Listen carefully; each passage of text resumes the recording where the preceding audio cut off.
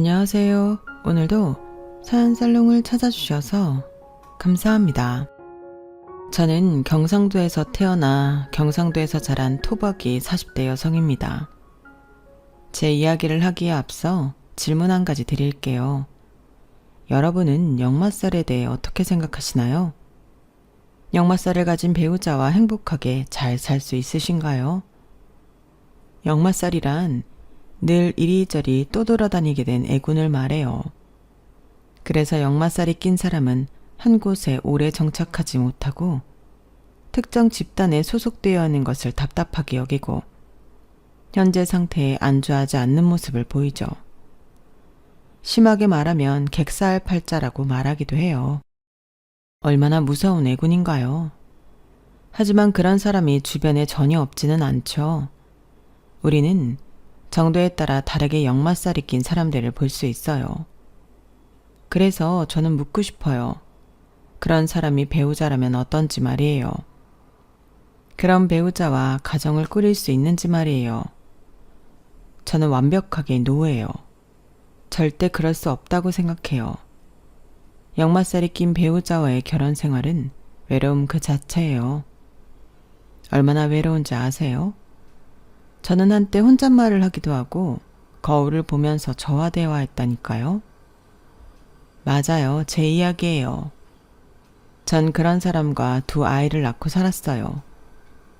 그래서 하는 이야기인데요. 거두절미하고 역마살이 낀 남자와는 결혼하지 마세요. 물론 역마살이 낀 여자도 마찬가지고요. 분명히 가정에 불화가 생길 거예요. 그러니 경험자의 조언쯤으로 생각해 주세요.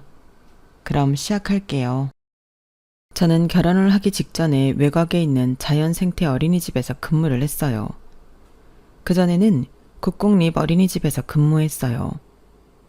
번화가에 있는 국공립 어린이집이었는데 거기를 그만둔 이유는 일이 너무 바빠 제 자신이 없더라고요. 국공립 어린이집의 경우 종일반처럼 선생님이 근무 시간을 연장해 상시 대기하고 있어요. 방학에도 출근을 하죠. 연장 근무를 한 만큼 돈은 벌었지만 사실 생활이 윤택하진 않았어요. 아무리 좋은 옷을 사도 입고 나갈 데가 없었어요. 그리고 아무리 좋은 차를 몰아도 출근과 퇴근밖에 할 게 없었고요. 좋은 집으로 전셋방을 얻은 것 그거 하나 좋았네요. 하지만 그러면 뭐예요? 힘들게 얻은 그 집에서 그렇게 바라던 아늑한 휴식, 질 좋은 식사, 그런 게 전혀 없었어요. 그러다 보니 아이들이 좋아서 시작한 일이었다고 해도 생활이 점차 피폐해지더라고요. 제가 유아교육 분야에서 일하면서 다짐한 많은 부분들을 놓치고 있더라고요. 그래서 그 좋은 페이, 그 좋은 평판을 내려두고 이직하게 되었어요. 사립 어린이집으로 이직을 했어요. 새로 시작한다는 마음으로 임했어요. 그랬기 때문에 새로운 시스템이나 체계 같은 것들은 쉽게 적응을 했어요. 힘든 건 처음에 기존에 있던 선생님들의 텃세였어요. 심지어 원장 선생님마저 그랬으니까요. 제가 좋은 국공립 어린이집에서 오래 아무런 잡음 없이 일을 해서 뽑아놓고서 괜히 이직을 한 게 아니라고 생각한 것 같더라고요. 그래서 저는 보여줬죠. 제가 얼마나 아이들을 진심으로 대하는지, 그동안 갈고 닦아온 학부모를 대하는 기술 같은 것들 말이에요. 그리고 국공립 어린이집에서 배운 대로 어린이집 평가에 좋은 영향을 주는 프로그램을 개발하고 학부모들에게 틈틈이 선물을 받으며 어린이집의 발전을 위해 썼어요. 그러니 다들 저를 인정해 주더라고요. 그 이후로는 선생님들과도 친하게 지냈어요. 그리고 물론 제가 그렇게 노력한 이유는 그만큼 제가 얻는 것도 있기 때문이었는데요. 확실히 국공립 어린이집과 다르게 사립 어린이집에서 일하는 것이 제 시간이 있더라고요. 종일반도 없고 방학에도 전면적으로 어린이집이 쉬고요. 자연생태 어린이집이어서 공부할 것이 많았지만 그만큼 얻어가는 것도 있었어요. 아이들과 자연 친화적 활동을 하는 것에 대한 만족과 자부심도 있었고요. 물론 국공립 어린이집엔 없는 등하원 버스에 올라야 한다는 단점이 있었지만 그것도 넓게 보면 좋았어요. 아이들을 끝까지 책임진다는 인상을 주잖아요. 특히나 아이들을 하원시켜주면서 학부모들과 짧게 대화를 했는데 그걸 학부모들이 무척 좋아하더라고요. 제가 담당한 아이들이면 더 길게 이야기하기도 했죠. 그렇게 저는 이직한 어린이집에서도 좋은 커리어를 쌓고 있었어요. 그리고 거기서 남편도 만나 결혼도 했죠. 처음에 남편은 학부모인 줄 알았어요. 저희 반이 아니었던 한 아이가 하원할 때 그 아이의 할머니 아니면 남편이 나왔거든요. 그런데 좀 이상하긴 했어요. 제가 그 아이가 오늘 학습한 내용이나 칭찬할 만한 것들을 이야기해줘도 뜨뜻미지근하더라고요. 그런데 사실 아빠들은 거의 그래요. 엄마들보다 아이들의 발달 과정에 관심이 별로 없더라고요. 그래서 오히려 관심을 갖는 아빠들은 눈에 띄죠. 그런데 추운 겨울이었어요.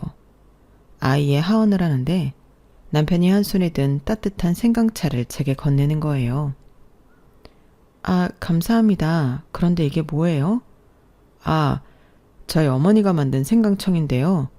며칠 전부터 선생님 목소리가 이상하길래 감기에 걸리실 것 같아서 타왔어요. 이거 드시면서 일하세요. 처음엔 예상하지도 못하게 다정한 구석이 있는 학부모구나 생각했어요. 아까와 비슷한 맥락으로 아빠들은 저렇게 잘 안 했어요. 엄마들이야 제가 목이 걸걸하면 감기 걸리셨냐 어쩌냐 이런 말을 했는데 아빠들은 눈치도 못 채는 경우가 태반이었죠. 그날 저희 남편은 제 눈에 쏙 들어왔어요. 하지만 호감은 아니었어요. 그때만 해도 학부모인 줄 알았으니까요. 그냥 감사한 마음들 뿐이었죠. 그리고 다음 날에도 남편은 제게 생강차를 건넸어요. 그리고 목캔디도 함께 주었죠. 기분이 좀 이상했어요. 다른 학부모들에게도 이런 작은 선물쯤 받는데 남편이 주니까 괜히 죄를 짓는 것 같더라고요. 그래서 그 다음날에 애둘러 말했어요. 이제 번거롭게 안 주셔도 돼요. 감기는 안 걸릴 것 같아서요. 그리고 정말 그날은 가지고 온 생강차도 안 받았어요. 돌아가는 내내 마음이 쿡쿡 쑤시고 쿵쾅쿵쾅거리고 앞으로 내 교사 인생에 지장이 생기는 거 아닐까? 이런 생각이 자꾸 들더라고요. 그런데 그 이후로 남편이 안 보이더니 며칠 뒤 제가 정말 감기에 걸린 거예요. 마스크를 쓰고 업무를 하고 아이들 하원을 시켜줬어요. 그 아이 하원 시간이 하원 시간 중 끝자락이에요. 몸에 점점 열이 나더라고요. 머리가 아찔아찔하고 손발이 자꾸 저리고 그랬어요. 아마 얼굴은 새빨개졌을 거예요. 결국 감기에 걸리셨네요. 며칠 안 보이더니 그날은 남편이 마중을 나왔더라고요. 마스크를 쓴 저를 보더니 남편이 걱정스러운 목소리로 말했어요. 저는 급하게 말을 이어갔어요. 정신을 놓을 것 같았는데 겨우겨우 붙잡으면서 말이에요. 아, 그러게요. 아이니는 오늘 선물 퀴즈도 잘했고요. 밥도 다 잘 먹었어요. 아버님도 감기 조심하세요. 요새 감기가 독하네요. 네, 그렇다고 하더라고요. 그런데 아까 뭐라고 하셨죠? 네? 아이니 오늘 선물 퀴즈도 잘하고. 아니, 그거 말고요. 아버님? 네. 아이니 아버님 아니세요? 대? 아니, 누가 미쳤다고 애아빠가 매일 생강차를 타주고 그래요. 남편은 정말 당황한 것 같았어요. 계속 헛웃음을 치더라고요. 그리고 저는 처음엔 그게 무슨 말인지 잘 가늠이 안 갔어요. 아마 열이 나서 더 그랬던 것인지도 몰라요. 대체 무슨 말씀이신지. 저 아이니 삼촌입니다. 큰 삼촌. 아이니는 제 동생 아들이고요. 여기 아이니 할머니 집이에요. 제가 그 말을 듣고 얼마나 부끄러웠는지 쥐구멍이 있다면 숨고 싶더라고요. 그리고 부끄러운 마음에 열이 더 올라서 제가 픽 하고 쓰러졌어요. 남편의 가슴팍에 말이에요. 남편이 저를 품에 안고 괜찮냐고 물었어요. 저는 억지로 일어나려고 했다가 갓 태어난 기린처럼 몸을 이상하게 움직였어요. 남편이 어린이집에 전화를 했죠. 지금 시은 선생님이 많이 아프신 것 같아서 응급실로 가야 할 것 같은데 하원 차량 좀 부탁드립니다. 그렇게 저는 남편의 차를 타고 응급실로 갔어요. 그리고 수액을 맞는 동안 남편이 옆에 있었죠. 그날을 계기로 저희는 오해를 풀었고 친해졌고 연인이 되었어요. 6개월 정도 만나고 결혼을 했는데 사실 6개월 중에 만난 날을 합치면 3개월 정도 될 것 같아요. 남편이 무역회사를 다니거든요. 그것도 해외 영업부에서 근무를 해서 출장이 많아요. 유럽이며 미국이며 중국이나 일본은 기본이고요. 저랑 만나면서 독일도 종종 다녀왔어요. 그런데 이상하죠? 사귀기 전에는 자주 조카를 마중 나왔었는데 말이에요. 사귀고 나니 출장이 더 많아진 것 같아서 저는 내심 서운한 마음에 남편이 출장을 가기 전날 짐을 같이 싸주면서 물었어요. 그런데 자기, 내가 애 아빠라고 오해했을 땐 이렇게 출장 많이 안 갔잖아. 너는 늘 이렇게 다녔는데 입사 초기에도 그랬고 지금도 그렇고 출장 가는 횟수에 차이는 별로 없어. 그냥 그때 나만 보였던 거 아니야? 아닌데? 지금은 한 달에 한 번은 꼭 출장 가잖아. 길면 2주씩. 그땐 안 그랬는데. 일주일에 한 번은 봤다고. 그때 우연히 출장이 짧았나 보지. 정말이야? 솔직히 남자가 좋아하는 여자 꼬시려면 뭔들 못하겠어. 안 그래? 내가 너 때문에 날린 출장만 몇 개다. 그럼 지금은? 다 잡은 물고기라는 건가? 뭘 또 말을 그렇게 서운하게 해. 지금은 우리가 이해할 수 있는 관계니까 다녀오는 거지. 일은 일이잖아. 나도 자기 일 존중하고 자기도 내 일 존중하고 그럼 지금처럼 열심히 해야 결혼도 하고 가정도 만들고 그러지. 그렇게 말만 하면 뭐해. 결혼 준비는 나 혼자 다 하는데. 나 드레스도 친구랑 둘이 보러 갔다 왔어. 그거 내가 얼마나 서운했는지 알아? 사진 찍어서 보여줄 수도 없는데 나 그때 정말 예뻤다고. 그건 나도 섭섭한데 어쩔 수 없잖아. 그날 출장에 잡힌걸. 결혼식엔 올 수 있는 거 맞지? 결혼식 때도 안 오는 거 아니지? 버진로드도 나 혼자 걷게 하는 거 아니지? 에이, 그건 아니다. 아무리 내가 양심이 없다고 해도. 그런데 상견례는 생각하면 안 될까? 아무리 해도 시간 안 날 것 같은데 그냥 자기가 전화나 좀 드려. 뭐? 한 번 식사도 없이 결혼식에서 뵙게 하자고? 아니면 나 빼고 하든지. 내 달력 봐봐. 아무리 해도 시간이 안 나온다니까? 그래도 이번 출장 가면 실적 장난 아니게 오를걸? 그럼 결국엔 뭐다? 나도 좋고 너도 좋은 일이지. 그러니까 좀 봐줘. 그리고 난 분명히 말했다. 우리 사귀기 전에 말이야. 뭐? 뭐라고 말했는데? 내가 무역회사 해외 영업부라서 해외 출장이 잦은데 괜찮냐고 물어봤잖아. 그때 자기가 뭐라고 했어? 일은 일이죠. 저는 서로 하는 일뿐만 아니라 취미나 그런 것들도 존중하지 않는 사람은 싫어요. 그랬잖아. 그런데 왜 이러실까? 앞뒤가 다르네. 그건 지금도 그렇게 생각해. 그런데 결혼 준비는 같이 하는 거잖아. 자꾸 나 혼자 하니까 나만 원하는 결혼 같아. 어차피 결혼은 여자가 다 결정하는 거래. 남자가 의견 내봤자 짜증만 난다니까. 알다시피 난 미적인 감각도 없고 엄마를 안 닮아서 그런가. 여기서 갑자기 어머니 핑계를 댄다고? 아니, 우리 애는 안 가질 거야? 애도 설마 나 혼자 키워? 애를 왜 자기 혼자 키워? 자기 애기기만 한 것도 아닌데. 당연히 나도 같이 하지. 대신 나는 출장이 있으니까 도와줄 수밖에 없겠지? 그렇게 저는 남편의 말대로 상견례를 생각하고 결혼식을 진행했어요. 시부모님은 별 말씀이 없었다는데 저희 친정에선 황당했죠. 그래서 남편이 해외 출장이 많다고 설명드렸어요. 그러니까 저를 걱정하더라고요.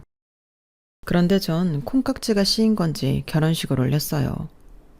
다행히 남편은 결혼식에 참석했어요. 참여가 아니라 참석했죠. 제가 골라준 턱시도를 입고 인사와 행진만 했어요. 눈물도 저만 흘리고 남편은 멀쩡했죠. 꼭 자기 결혼식이 아닌 것처럼요. 그리고 호텔로 들어와 남편은 곧장 침대에 털썩 누웠어요. 아, 좋다. 나는 호텔의 이 느낌이 너무 좋아. 깨끗하고 쾌적하고 집보다 낫다니까. 그리고 드디어 끝났다. 하나에 치웠네. 저는 티는 안 냈지만 그 말이 서운했어요. 저만 그런가요? 해치웠다니. 무슨 게임도 아니고. 그리고 꼭 결혼식 하는 내내 괴로웠다는 것 같잖아요. 그래도 저는 남편과 가족이 되었다는 게 너무 기뻤어요. 다가올 날을 생각하지도 못하고요. 저희 부부는 결혼을 했어요. 했는데 1년에 남편을 몇 번 봤는지 셀 수 있을 것 같아요. 남편은 1년 동안 24번의 출장을 갔어요. 그럼 따져보세요. 한 달에 2번씩 출장을 간 거예요. 그동안 저는 혼자 있었죠. 때론 친정에도 갔어요. 친정이 가까이 있거든요. 너 집에 안 갈 거야? 집도 오래 비워두면 안 좋아. 엄마는 딸이 오랜만에 왔는데 그렇게 냉정하게 굴어도 돼? 뭐가 오랜만이야? 지난주에도 왔으면서. 왔으면 움직이게라도 해. 침대에 누워서 휴대폰만 보기는. 재훈 씨한테 아직 연락 안 왔단 말이야. 지금 호텔 들어갔을 때가 됐는데 아직도 일이 안 끝났나? 혹시 사고라도 당한 건 아니겠지? 별 걱정을 다 한다. 그러게 내가 밖에 나돌아다니는 놈이랑 결혼하지 말랬지? 나돌아다니다니 일하러 간 건데 재훈 씨가 이렇게 일 안 하면 엄마한테 그만큼 용돈 못 줘. 재훈 씨가 엄마 말 들으면 서운하겠다. 나는 돈 안 받아도 되니까 자주 얼굴 보고 가족처럼 지내는 사이가 좋다. 내 딸 외롭게 만들지도 않고. 저는 엄마의 그 말에 입을 삐쭉 내밀고 반항했지만 사실 엄마의 서운함도 틀린 건 아니었어요. 남편에겐 주말도 별로 없으니 주말뿐 아니라 명절에도 처갓댁에 오지 않았거든요. 쉬는 날에도 집에서 쉬든지 다시 나가든지 그랬죠. 그럴 때 서운하긴 하지만 돈 벌어오는 우리 남편이니까. 그리고 해외 출장이 얼마나 힘들겠어요. 낯선 언어 낯선 땅.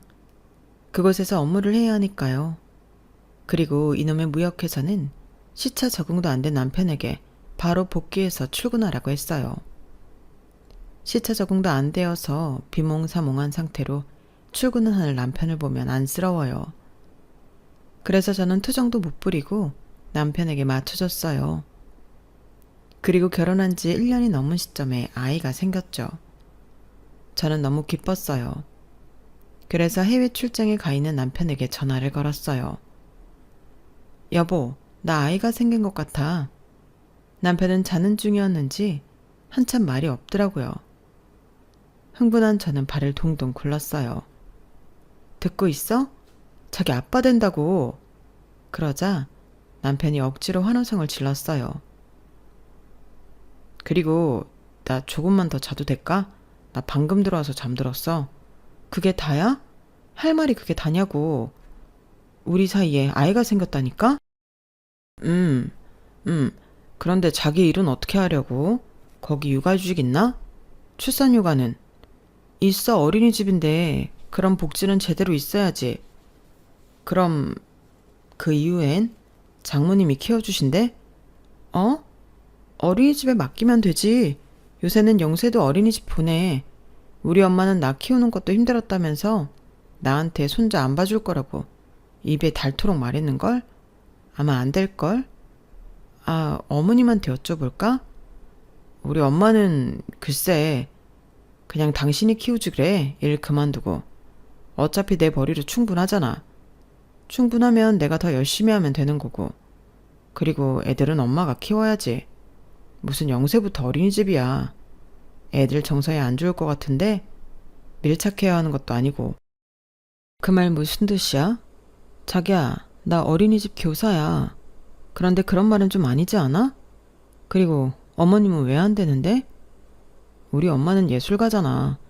그리고 우리 엄마도 장모님처럼 육아 경험은 나랑 동생만으로도 족하다고 했어. 그래서 나보고 일을 그만두라고? 그것밖에 방법이 없잖아. 내가 일을 그만둘 수도 없고. 그리고 자기는 아이 키우는 데 전문가잖아. 전문가가 나서는 게 낫지. 하지만 저는 이를 악물고 일을 했어요. 이직을 했을 때처럼 가족들에게 보여주겠다고 다짐했죠. 그래서 임신 8개월 때까지 어린이집 업무를 했어요. 물론 힘들었죠. 배는 점점 불러오고 호흡도 가빠지고 허리도 아프고. 게다가 저는 아들이라서 그런지 배가 자꾸 퍼져서 힘들더라고요.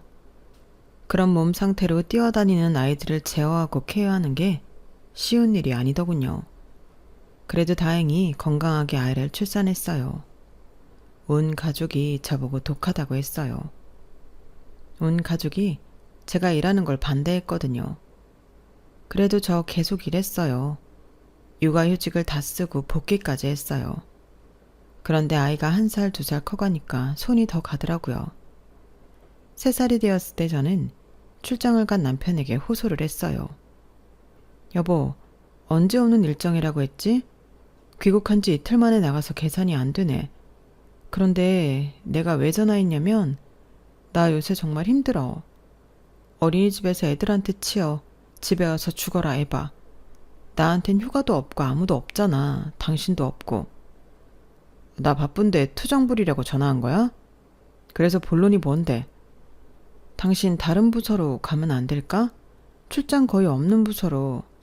당신 유능하잖아. 그러니까 다른 데서도 충분히 당신이 필요할 거야. 그러니까 제발 나를 봐서라도 그렇게 해줘. 참.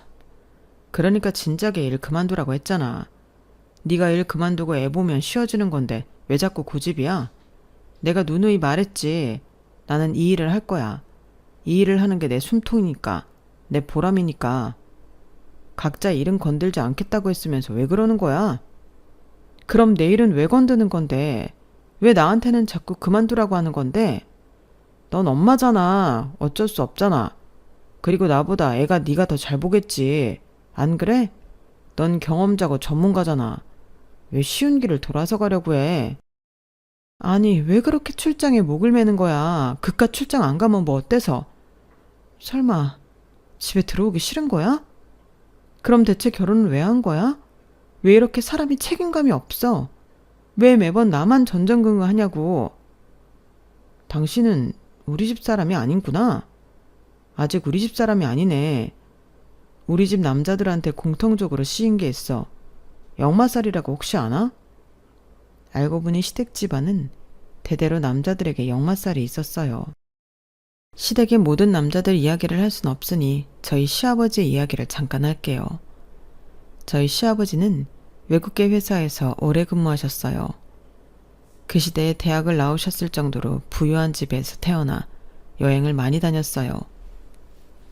어렸을 땐 아버지와 고등학생 때부터 고속버스를 타고 혼자 여행을 다녔죠. 그렇게 여행을 한 게 밑바탕이 되어서 시아버지는 진취적인 회사에 취업하고 싶어 했죠. 적극적으로 나아가서 이룩하고 싶었어요. 그러기 위해선 세계로 나아가야 한다고 생각했죠. 그래서 본사가 중국에 있는 외국계 회사에 입사했고 꿈꾸던 것처럼 중국 본사에서 일을 하게 되었어요. 그렇게 7년 정도 중국에 살면서 중국으로 유학을 가 동양화를 공부하던 시어머니를 만나게 되었어요. 그리고 거기서 남편을 낳았고 서방님을 낳아서 서방님이 2살이 되었을 때 한국으로 귀국하죠. 귀국을 한 후에 시아버지는 남편과 서방님이 자신과 같은 사고방식을 갖기 바라셔서 자주 여행을 갔어요. 주말마다 여행을 갔어요. 그리고 방학 땐 해외에 갔어요. 중국에 가서 추억을 회상하기도 했고 친인척이 사는 캐나다나 독일로 가서 즐거운 시간을 보내기도 했어요. 그리고 시아버지는 남편과 서방님에게 다른 언어를 가르쳤어요. 그 결과 남편은 영어, 중국어, 일본어, 독일어를 할 수 있었고 서방님은 영어와 중국어, 독일어를 할 수 있게 되었죠. 그러면서 남편과 서방님의 오랜 꿈이 세계 곳곳을 단 한 곳도 빠짐없이 여행하는 거였어요. 그래서 남편은 대학생 때 방학마다 배낭여행을 떠났어요. 그리고 휴학을 한 뒤에 독일로 가 1년을 살기도 했죠. 서방님도 마찬가지예요. 남편을 따라 여행을 가기도 하고 중국으로 가 일을 하기도 했어요. 그런데 차이가 있었죠. 서방님은 중국에서 일을 했던 게 좋은 추억으로 남지 않았던 모양이에요. 그래서 서방님의 모토는 이거예요. 여행은 여행일 뿐 일상이 되지 않는다. 그래서 서방님은 공고를 나와 공대를 졸업하고 그에 맞는 회사에 취업했죠. 하지만 남편은 달랐어요. 세계 각국을 돌아다니면서 일도 하면서 각국의 경제 흐름을 공부했다고 할까요? 문화를 공부하는 것도 좋아했고요. 남편은 서방님보다 여행을 학구적으로 했어요. 그래서 일을 잘 살릴 수 있는 일이 뭘까 고민하다 무역회사에 입사하게 되었죠. 그렇게 남편은 여행과 일, 두 마리 토끼를 한 번에 잡은 것이고 서방님은 여행은 그저 여행으로만 남겨두었죠. 그래서 서방님은 연차를 모두 끌어모아 여행을 다녀요. 그게 1년에 한 10대 번은 될 거예요. 하지만 이 두 사람의 문제가 뭔지 아세요? 꼭 혼자만의 여행을 추구한다는 거예요. 서방님은 연차를 끌어모아 혼자서 여행을 다녀요. 그리고 저희 남편도 출장은 어쩔 수 없이 혼자 가니까 그렇다 치는데 휴가 때 여행을 가면 꼭 혼자 가요. 사실 이전에 같이 간 적이 있어요. 동서도 서방님과 단둘이 여행을 간 적이 있고 저도 남편과 단 둘이 여행을 간 적이 있어요. 그리고 부부끼리 같이 여행을 간 적도 있죠. 그런데 그때마다 남편과 서방님은 둘이서 속닥거리는 거예요. 야, 이런 데서 혼자 앉아서 맥주 마시고 영화 한 편 보고 그러면 진짜 좋은데, 그치? 그러니까 말이야, 형. 새벽에 일어나서 강변 러닝하고 그러면 정말 좋은데. 마치 저와 동서가 드러난 식으로 말이에요. 사실 저와 동서는 그때가 해외여행은 처음 간 거라 너무 설레서 이거 먹어보자 저건 뭐냐. 서방님과 남편을 좀 귀찮게 하긴 했어요. 그리고 이국 땅인 만큼 자기 남편을 더 의지하기도 했고요. 하지만 그건 부인인데 와이프인데 봐줄 수 있지 않나요? 친절하게 알려줄 수 있잖아요. 그런데 자꾸 저희 보고 조용히 좀 할 수 없냐고 너무 이방인처럼 굴지 말라고 촌스럽다고 하기도 하고요. 그리고 나서는 같이 여행 가자는 말은 안 하더라고요. 동서도 마찬가지인 것 같고요. 아무튼 남편이 자기 집안엔 대대로 역마살이 있다는데 정말 기가 막혀서 아무 말이 안 나오더라고요. 그리고 그 이후에도 남편은 육아를 전혀 도와주지 않았어요. 보란듯이 출장 일정을 잡더군요. 그래서 결국 제가 졌어요. 저는 어린이집을 퇴사했어요. 그리고 아이를 키웠어요. 그런데 금방 둘째가 생기더라고요. 기쁘면서도 이렇게 될 운명이었나 싶기도 하고 기분이 찜찜했어요. 그래도 이왕 제게 온 생명이니 잘 키우자 했죠. 그렇게 저는 두 아들을 키우는 엄마가 되었어요. 그리고 저는 동서를 전보다 더 자주 만나게 되었죠. 동서와 제가 같은 처지이거든요. 동서는 아이가 셋인데 첫 아이를 출산하고 나서 복직을 안 했어요. 동서가 원래 서방님과 같은 회사 사무직에 있었는데요. 저보다 월급도 세고 곧 승진할 수 있었다고 들었는데 안타까워요. 아마 동서의 처지가 저와 비슷할 거예요. 이 집안 남자들 역마살이잖아요. 하는 짓도 비슷하니 말하는 것도 비슷하죠. 윗물이 맑아야 아랫물도 맑은데 윗물이 그러니 아랫물도 그렇죠. 저랑 동서랑 이야기할 때 보면 이게 누구 이야기인지 헷갈릴 때가 있어요. 너무 비슷하게 당해서요. 저번에는 무슨 말을 했냐면요. 저희는 더 심해요, 형님. 저희 큰애 돌잔치 안 했잖아요. 원래 쳐대면 돌잔치 꼭 하잖아요. 그쵸? 그런데 이 사람들이 애들 돌잔치 준비한다고 연차 쓰고는 여행 갔어요. 4박 5일 이집트요. 저 아직도 기억하잖아요. 아직도 쳐다보면 미안해요. 돌반지도 하나 없고. 시댁에서 해주지도 않더라고요. 그것뿐이야? 애들 생일도 제대로 몰라. 이 양반은 몇 월인지도 모를걸? 내가 케이크 사오라니까 대뜸 묻더라. 조각 케이크 사가면 되냐고. 내가 오늘 무슨 날인지 모르냐고 물으니까 그냥 케이크 먹고 싶은 거 아니냐. 대가 기가 막혀서. 어머, 저희 애들 아빠도 그래요. 애들 생일인지도 모르고. 나만 배 아파가면 나왔다 이건지. 이래서 출산하면 아빠들도 어디 한 군데는 아파야 한다니까요. 아니면 모른다니까. 이거야 원. 배 아픈 우리만 불쌍하지. 나 첫애 키울 때 출장 적은 부서로 이동하면 안 되냐니까 죽어도 안 된다 하면서 자기 집안에 대대로 역마살이 있다고 하는 거 있지. 그게 변명이야? 우리 애들 아빠도 그랬는데? 아니 그게 무슨 전염병도 아니고 그런 말을 한다고 이해해 줄 거란 생각이 참. 그리고 매일 휴대폰만 잡고 살지 않아요? 뭔가 하고 봤더니 여행 크루래요. 그래서 당신 누구랑 여행 가는 거 싫어하잖아 하고 물으니까 정보만 공유하고 만나지 않는다고 하더라고요. 아주버님도 하세요? 우리 남편이 안 하겠어? 나는 맨 처음에 바람난 줄 알았잖아. 오죽 휴대폰을 보니까. 근데 기분이 썩 유쾌하진 않더라. 여자들 비키니 사진도 올라와 있고. 안 그래? 맞아요. 그런 사진은 뭐하러 올리는지. 그런데 정보 공유가 되어요? 겨참. 근데 나는 제일 서운한 건 그거야. 자기 식구들 집안 행사 안 챙기는 건 오케이. 알겠어. 그런데 처가댁은 챙겨야 하는 거 아니야? 애들 생일도 모르는 인간한테 지 손으로 해주길 바라는 것도 아니고 내가 준비하면 말만 잘하라는 건데 그것도 안 한다? 맞아요. 저희 시부모님 정말 특이하시죠? 환갑잔치도 안 하시겠다. 칠순잔치도 안 하시겠다. 생일도 챙기지 말아라. 대체 가족이 맞나 싶어요. 그리고 형님 말이 맞아요. 자기 식구 안 챙긴다고 우리 식구도 안 챙기나요? 너무 이기적이에요. 우린 남한 가서 식사하고 오거든? 그리고 신랑 집에 있어도 매번 해외 출장 간다고 해. 그런데 은근히 서운해하는 티가 나잖아. 그럴 때마다 참 밉다? 그게 뭐라고. 그거 하는 게 뭐 어렵다고. 그냥 밥 같이 먹고 축하드립니다 하면 되는데. 동서와 저는 하소연을 하면서 서로를 위로했어요.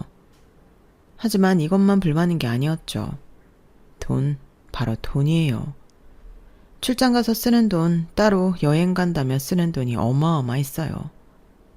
더구나 남편이며 서방님이며 여행에서 돈을 아끼는 스타일이 아니어서 장난이 아니었죠. 그래서 동서는 서방님이 생활비를 줄이고 근처에서 아르바이트를 하라고 했대요. 그래서 근처 마트 일자리를 알아보고 있다고 하더라고요. 참, 저희는 아직 그 정도까지는 아니었거든요. 그래도 저희 남편이 좀 벌어서요. 그리고 제가 돈을 좀 잘 불리거든요. 그런데 어느 날이었어요. 동서가 울면서 전화가 오더라고요. 형님, 저 집에 가스가 끊겼어요. 미납되었나 봐요. 그리고 집에 쌀도 없고 애들 학원비도 연체돼서 자꾸 전화 오고 죽겠어요. 그래서 그런데 저 혹시 100만 원만 빌려주실 수 있어요? 월급 아직 안 들어왔어? 저번에 일 구했다며. 사실 애들 아빠가 부탁해서 몇 달치 값을 받았어요. 이제 더 값을 받을 수도 없어요. 정말 죄송해요, 형님. 제가 다시 전화드릴게요. 저는 지금 동서에게 처한 상황에 너무 놀랐어요. 그리고 진심으로 열심히 사는 동서가 안쓰러웠죠. 동서와 전화를 끊고 저는 한참 고민하다가 동서의 통장으로 1,000만 원을 입금해 주었어요. 그러니 문자 한 통이 오더라고요. 형님, 나중에 100배로 갚을게요. 그렇게 말하는 동서를 전적으로 믿진 않았지만 안쓰러운 마음이 먼저였어요. 저는 되받을 생각을 하지 않고 마음을 비웠어요. 저희도 형편이 좋은 편은 아니어서 부담이 되었지만 같은 처지에 힘을 주고 받아야 하잖아요. 사실 저희 형편도 그리 좋진 않았어요. 동서에게 준 돈이 제 여윳돈의 전부였고 언제부턴가 남편이 통장 관리를 못하게 해서 얼마나 빠져나가는지 전혀 모르고 있었어요. 그런데 다음 달에 무슨 일이 일어났는지 아세요? 우리 이혼하자. 남편이 이혼을 요구하는 거예요. 계기는 이래요. 제가 첫 아이에게 개인 가해를 붙이고 싶다고 말하면서 다투게 되었거든요. 그러니 남편이 너처럼 흥청망청 쓰는 사람과 살고 싶지 않다고 자기는 ATM기가 아니라고 하더라고요. 그러면서 합의 이혼을 요구했어요. 우리 뭐 재산이라고 할 것도 없고 내가 매달 양육비 100만 원씩 줄게. 애 둘에 이 정도면 충분하잖아. 그리고 양육권 친권 다 가져가. 그럼 됐지? 대체 뭐 하는 거야? 내가 애들 과외시킨다는 게 이런 말이 나와야 하는 말이야? 흥청망청 써? 내가? 나 장봐도 10만 원 안 남기려고 부단히 애쓰는 사람이야. 당신이 무슨 자격이 있다고 그런 말을 하는데? 애들 아빠 노릇도 제대로 안 했으면서. 그놈의 애들 아빠 노릇. 내가 이만큼 벌어서 이 정도 누리게 했으면 됐지. 얼마나 더 바라는 거야? 그리고 애들 학원도 꼭 보내야 해? 요새 무료 강의도 많고 학교 선생님은 꽁으로 있어? 당신이 애들 다 망쳐놓은 거야. 알아? 정말 당신 생각만 하면 깝깝해. 학원도 엄연한 교육시설이야. 당신은 틈만 나면 자기 이치에 안 맞는 것들을 비하하지? 존중이라는 게 없어. 그러니까 나도 이렇게 대하는 거지. 다른 엄마들은 애 가졌을 때 남편이 안 해준 거 뼈에 박힌다는데 그래서 내 뼈는 다 으스러졌어. 알아? 남편은 제 말에 지겹다고 말하며 이혼 서류를 식탁에 올려놓고 집을 나갔어요.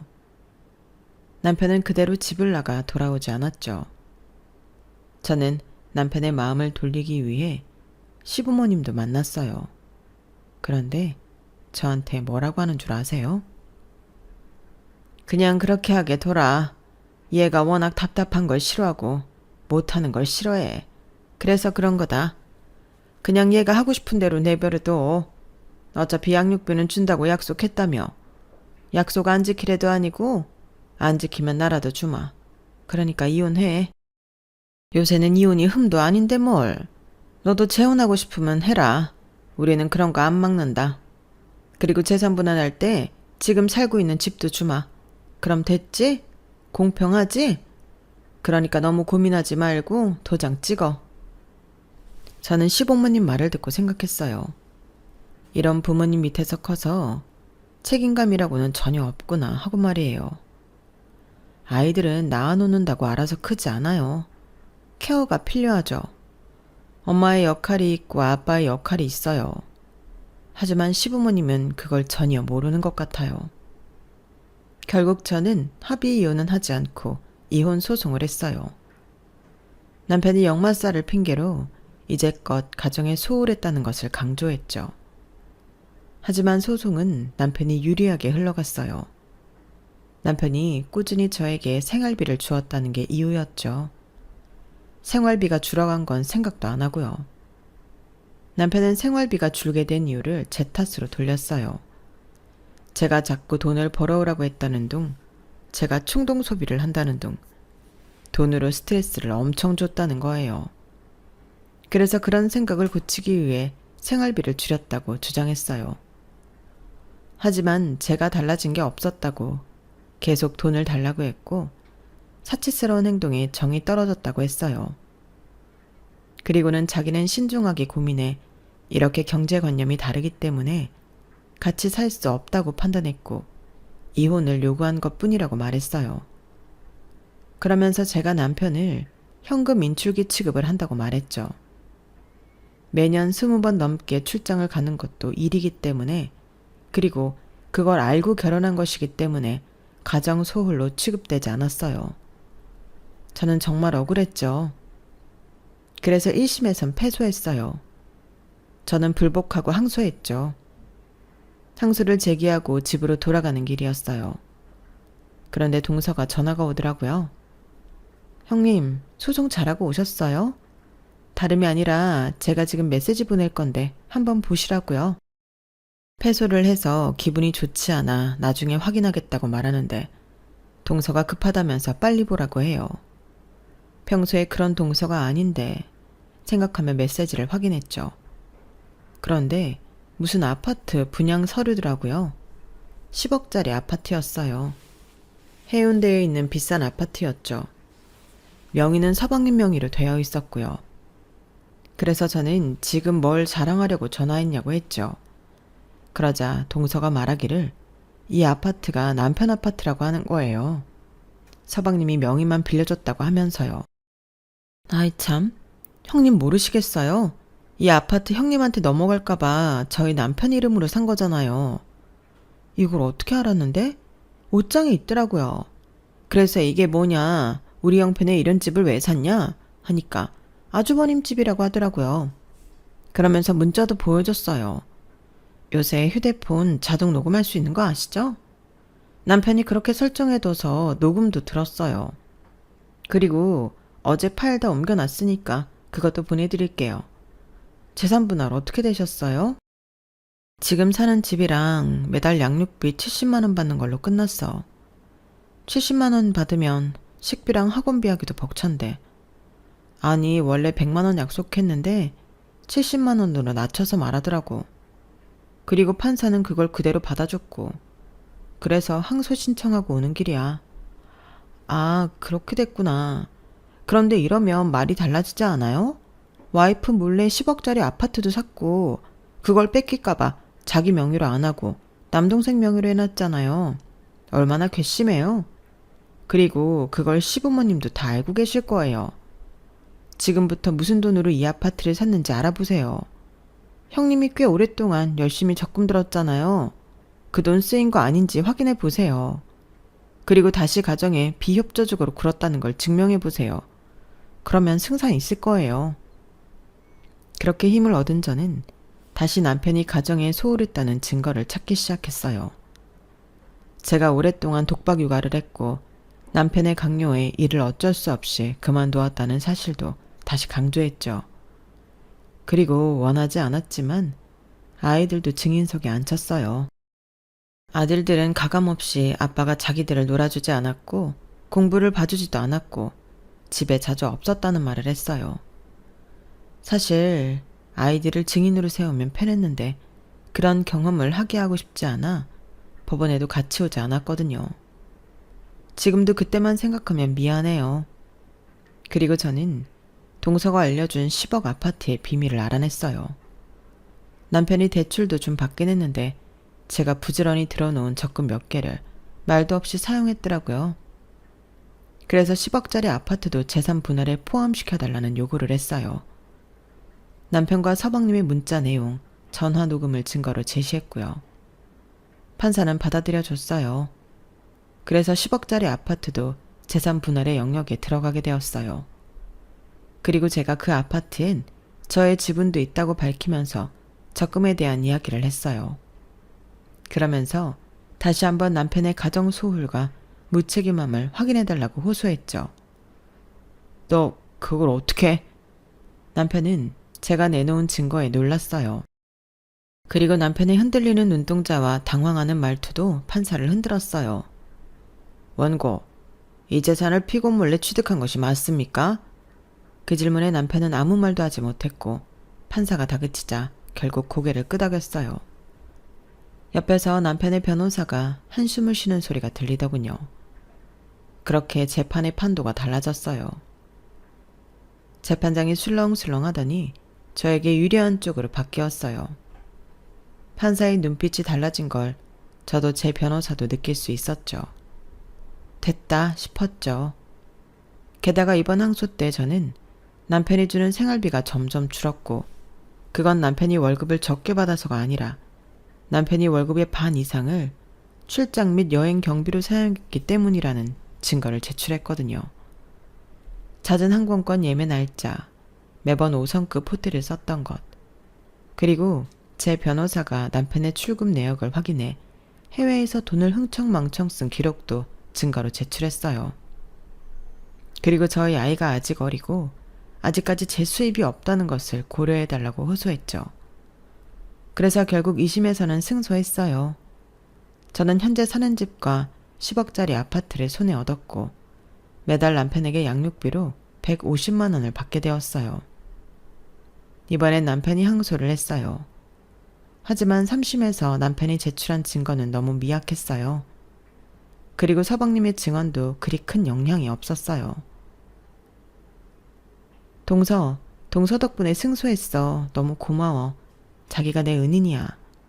에이, 형님이 제 은인이죠. 제가 100배로 갚는다고 했죠? 축하드려요. 그렇게 저는 이혼을 했고 그날 대단하게 꿀잠을 잤던 기억이 있어요.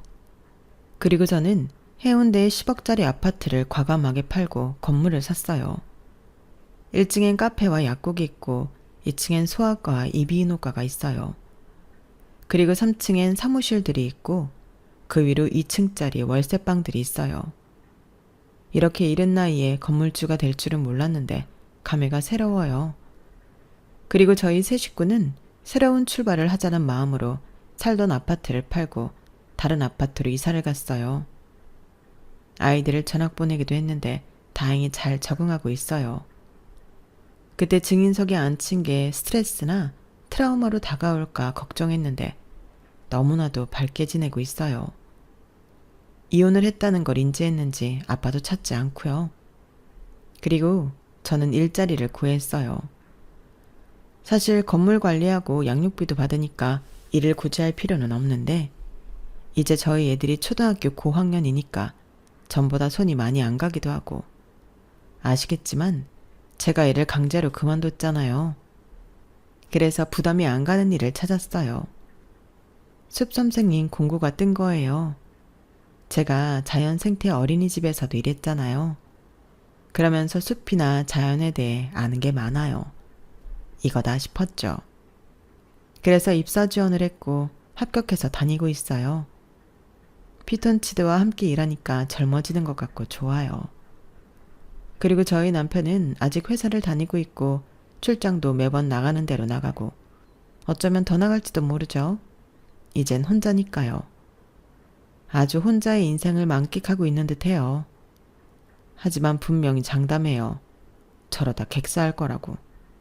그때는 아무도 자기 장례식 때 안 가겠죠. 그렇게 외롭게 살다가 죽을 거라고 저는 장담해요. 그리고 저희 동서요. 저의 도움을 100배, 아니 1000배로 갚아준 제 동서는 현재 합의 이혼 후 숙려기간을 보내고 있어요. 저희 남편의 비밀을 저에게 알려주고 나서 동서와 서방님은 크게 다투었어요. 서방님이 가족끼리 어떻게 그런 비밀 하나 못 지켜주냐. 그러면서 동서를 무척 나무랐다고 해요. 아니, 난 알려드린 거 전혀 후회하지 않아. 당신이 생활비 안 주고 관리비 안 내서 가스 끊겼을 때 나 도와준 사람이 형님이야. 그런데 내가 누굴 가족이라 생각해야 해? 아주버님? 날 한 번도 도와준 적도 없고 당신과 더불어 나를 귀찮게 생각한 아주버님? 아니지. 나는 형님이 더 중요해. 그래, 당신이랑 형님이 물에 빠지면 난 형님을 구할 거야. 알아? 그리고 동서는 서방님에게 이혼을 요구했고 시부모님이 또 그러라고 해서 합의 이혼을 하고 지금 숙려기간이에요. 완전히 이혼을 하면 어떡할 거냐고 동서에게 물으니 아직은 모르겠다고 해요. 그래, 꼭 지금 알 필요 없지. 시간은 많아. 어차피 매달 양육비도 나오고 일단 동서도 일하잖아. 그럼 됐지 뭐.